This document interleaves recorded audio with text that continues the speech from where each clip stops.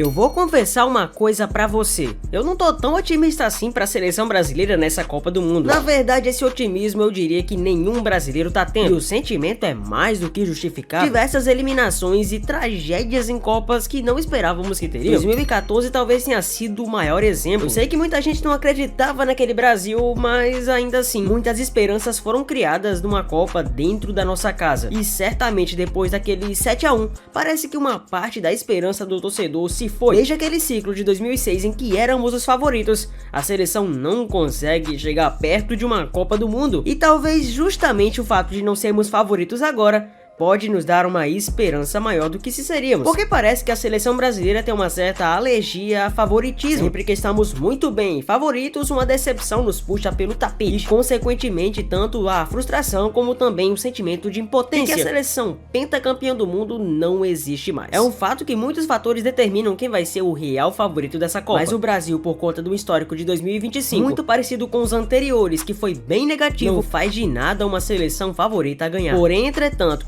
todavia, dá pra gente pensar em Copa do Mundo sim, principalmente se escalarmos o esquema certo, o time certo, os jogadores certos. E ao que parece, Carlo Ancelotti já definiu seu esquema para jogar a Copa do Mundo, depois de alguns testes que foram determinantes para vermos até onde o Brasil pode chegar. Por isso eu vou pedir para você deixar o like e se inscrever aqui no canal, para que vídeos como esse não passem despercebidos por você, porque no Zefut é futebol toda hora.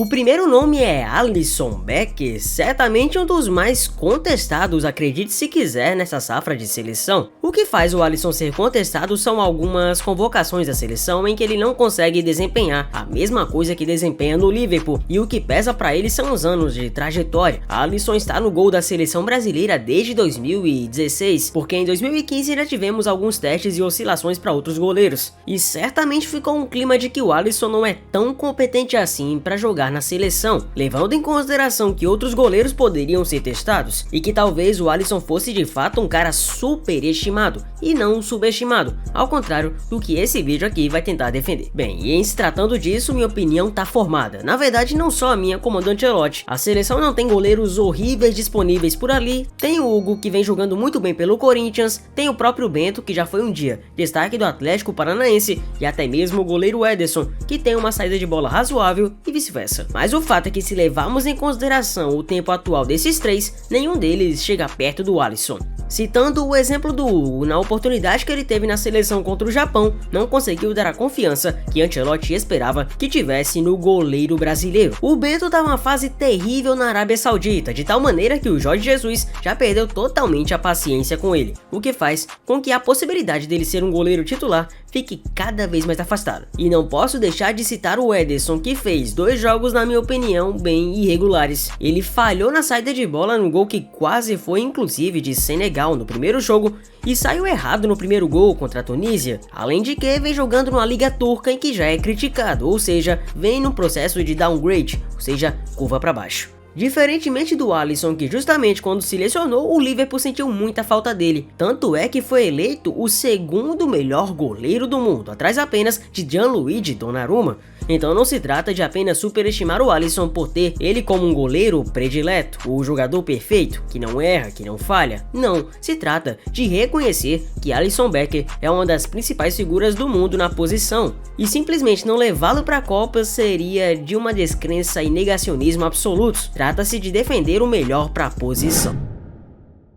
Então, indo para a parte da zaga, não tem como, o Ancelotti não vai se desfazer do Marquinhos. O jogador do Paris Saint-Germain certamente ganhou a confiança que estava praticamente retida. Enquanto muitos pediam sua saída na seleção, parece que ele até se aprimorou, especialmente no PSG, quando conquistou mais do que uma tríplice coroa na temporada passada. Apesar de muitos não terem aquela confiança máxima no Marquinhos, trata-se de observar que ele ainda assim é um dos principais jogadores na posição. E mesmo que não seja aquele ideal que imaginamos, Ancelotti já consegue ver uma confiança no Marquinhos, o que dificilmente vai fazer ele perder essa convocação. Outro que também ganhou sua oportunidade e correspondeu foi o Gabriel Magalhães. Enquanto tivemos zagueiros como o Fabrício e o Bruno que tiveram uma oportunidade e não corresponderam, o Magalhães foi totalmente o oposto. Vivendo a melhor fase de sua carreira no Arsenal incrível, Magalhães tanto vem jogando bem, quanto também demonstrou o que Ancelotti mais precisava: a raça e confiança de um zagueiro que pode não apenas desarmar muito bem os adversários, como ser um verdadeiro muro que cada vez mais impossibilite ataques adversários. Ainda mais levando em consideração que o problema das últimas eras Diniz e Dorival era a defesa, Magalhães vem dado consistência, justamente o que a seleção precisa. Nas laterais também temos que citar talvez melhorias. Do lado direito, uma surpresa, mas não tão surpresa assim se levarmos em consideração o seu nível. Éder Militão, apesar de zagueiro, consegue jogar nessa posição e Ancelotti vem se agradando muito. Em outros momentos com Ancelotti, Militão já havia feito essa função e parece que Carleto gosta mesmo dessa função do zagueiro do Real Madrid. Ele consegue tanto dar profundidade ao ataque como também dar uma segurança na defesa. Muito bem postado, consegue fazer uma grande comunicação com Casemiro e sua titularidade se torna cada vez mais possibilidade para a Copa do Mundo, até porque se levarmos em conta, naquele jogo contra a Croácia, antes do Militão sair por lesão, o Brasil havia feito um jogo muito seguro justamente com o Militão naquela posição de lateral. Levando em consideração como a seleção brasileira está atualmente, o Militão vai perder essa vaga. E outro que vem ganhando a predileção do Carleto é o Douglas Santos, talvez um dos nomes que para muitos vão ser os mais aleatórios da lista, mas trata-se de observar que o Douglas é um dos principais laterais da posição. Numa safra cada vez mais enfraquecida, mesmo vindo do Zenit, Douglas conseguiu assumir não apenas uma responsabilidade que quase antes não era dele, mas também deu uma segurança para Ancelotti, já que ele sabe que a seleção brasileira tem que ficar balanceada, com um lateral que consiga tanto subir bem para atacar, como também fazer uma boa posição para defender. Mesmo do Zenit, Douglas evoluiu seu futebol, ao contrário de alguns jogadores como o Gerson, cada vez mais esquecidos no futebol russo. Com isso, fica difícil observar outro lateral, principalmente nessa lateral esquerda, que consiga suprir a sua carência. Na volância temos Carlos Casemiro, para muitos alguém que teria que ser esquecido e jamais visto na seleção novamente, que não tinha mais nível, que estava acima do peso e que não tinha mais condições de estar no Brasil, mas certamente Casemiro provou o contrário para os haters e até mesmo para alguns que não acreditavam na sua titularidade. Ancelotti conseguiu resgatar o futebol do Casemiro, lembrando inclusive dos tempos do Real Madrid. Ele pode não ser aquele mesmo que ganhou 3 Champions seguidas com o Real, é fato, mesmo não tendo aquela mesma velocidade, ele ainda segue sendo um muro defensivo, um cão de guarda. Casemiro não apenas faz isso, como também organiza o meio campo, também tem passes muito bons que podem ajudar no Brasil e ainda consegue organizar jogadas ensaiadas, sendo uma delas preponderante inclusive para o gol de Brasil, o segundo gol contra Senegal. Tendo uma ótima comunicação com seus jogadores de lado, Casemiro segue sendo um nome incontestável, e se certamente eu pudesse apostar que alguém está na Copa, o Casemiro certamente estará. Bruno Guimarães é outro que compõe a volância, muito questionado especialmente na última Copa América e até em outras convocações. Fato é que BG nunca foi unanimidade, e temos que ser honestos, nunca foi mesmo, sempre foi até mais criticado do que elogiado. Mas também temos que ser justos e honestos que o Bruno Guimarães vem fazendo um grande ciclo com Ancelotti de treinador. Diferentemente de outros técnicos, o Bruno Guimarães se aproxima cada vez mais da versão dele do Atlético Paranaense, a versão que fez ele brilhar para o mundo do Lyon e até mesmo sua atual versão de Newcastle United. Pode não ser um craque como outros que tivemos lá atrás, mas é um grande jogador para esse atual ciclo e não deve de maneira alguma ser dispensado.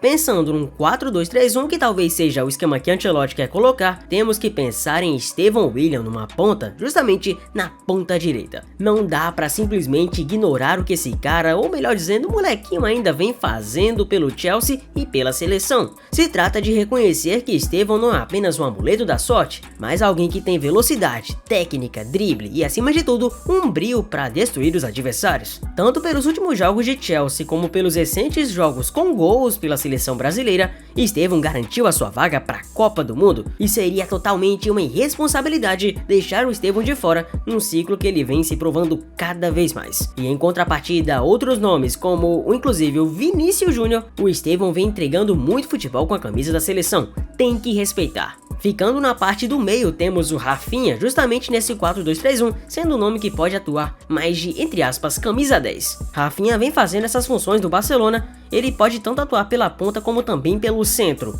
E não duvide que de fato, jogando desse jeito que vem jogando, Rafinha é titular absoluto. Ele pode não ter a confiança e até mesmo o carisma para muitos brasileiros, que gostariam até de ter o Neymar nessa posição. Mas temos que ser muito honestos e humildes ao acertar e reconhecer que o Neymar não é mais aquele mesmo Neymar Júnior que já nos deu tanta alegria e que vai ter que se provar nesses últimos meses para ter uma vaga na seleção. porque, veja bem, ele não é hoje titular e tampouco um cara que vá compor os jogos, que vá ser inclusive convocado. E por mais que a verdade doa, o Neymar se colocou um pouco nessa situação, além claro de outras situações da sua carreira, mas hoje o Rafinha é que ocupa essa posição. Não dá pra não falar do Vini Júnior, Vini Malvadeza, que bem, na seleção ainda é um pouco Vini gentileza, irreconhecível perante o que ele vem fazendo nos últimos jogos do Real Madrid. O Vini realmente não consegue se conectar da mesma maneira na seleção, e é algo totalmente estranho que certamente deixa muitos torcedores encabulados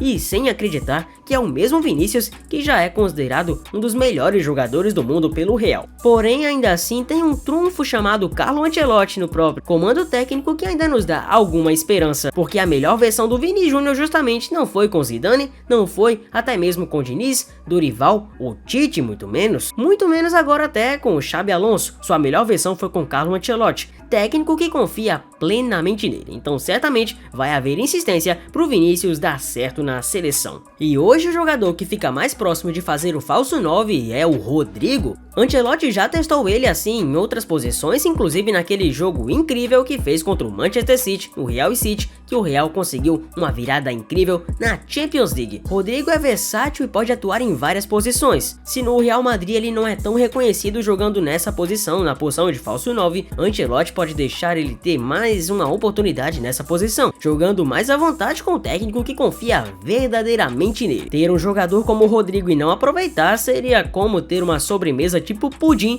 em meio a vários pratos de comidas que não agradam. Rodrigo tem que ser aproveitado e Ancelotti não abre mão disso. Além de que o que ajuda é o fato de termos um técnico cada vez mais autocrítico. Ancelotti não é aquele cara teimoso que nunca abre mão das suas convicções. Ancelotti, ao contrário, é um cara destemido que consegue entregar tudo que o torcedor precisa no momento certo. Não espere que a seleção jogue aquele futebol bonito de tempos de 2006, até porque os jogadores são outros e o tempo é muito curto. Mas uma seleção que realmente ganha uma Copa é uma seleção que sabe jogar mata-mata. Com o Tite, muitas das vezes a seleção jogava bem, mas no final das contas o que adiantava? Perdia nas quartas de final e isso deixava o torcedor frustrado. Então tenhamos paciência com Carlo Ancelotti e veremos até onde a seleção vai nessa Copa. Por mais que muitos não acreditem e nem queiram torcer para a seleção, fato é que no fim a gente acaba cedendo e abrindo mão do nosso orgulho, das nossas convicções, para torcermos todos juntos por um Brasil campeão do mundo. Ainda tá um pouco longe, eu sei, faltam cerca de 6 a 7 meses no momento que eu tô gravando o vídeo, claro, mas vamos torcer, vai pra frente Brasil. Esse de fato parece ser o time mais bem ajustado da seleção brasileira para pensarmos em Copa do Mundo. Mas eu quero saber exatamente de você. Você iria com esse time pra Copa? Qual alteração você faria? Tá sentindo a falta de alguém? Eu espero que você deixe aqui nos comentários sua opinião. Deixa seu like, se inscreva no canal e eu te vejo obviamente no próximo vídeo. Valeu!